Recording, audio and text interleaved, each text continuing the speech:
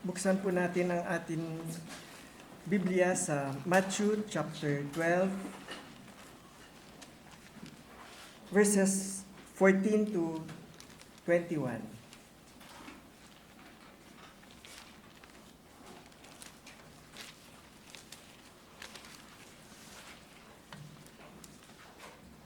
Verse 14. Then the Pharisee went out and plotted against him how they might destroy him.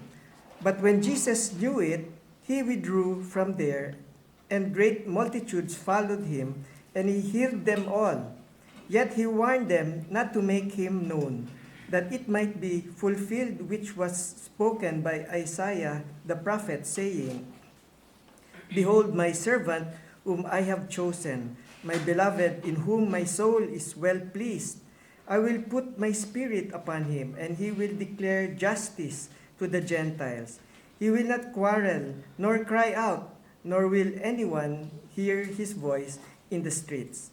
A bruised reed he will not break, and smoking flax he will not quench, till he sends forth justice to victory, and in his name Gentiles will trust.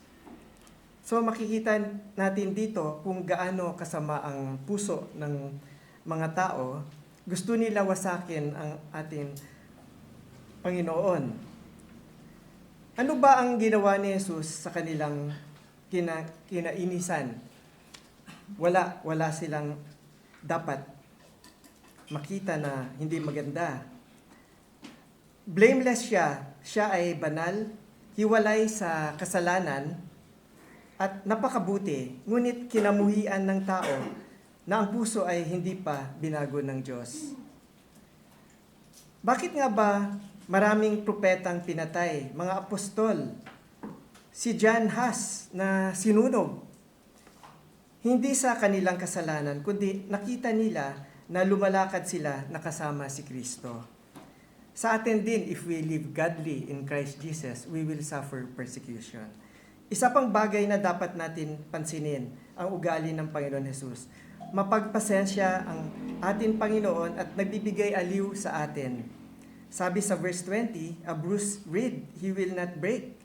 Isang halaman tubig na yung tangkay ay parang straw na halo sa loob at madali mabali. Ang smoking flax, he will not quench. No? Ang mitya na bumabaga kahit mahina ay hindi pinapatay ng Panginoon, kundi matyaga siya sa atin. Isang comfort at pagbibigay ito sa atin ng aliw na ang mahinang pananampalataya ay mas bubuti kaysa wala.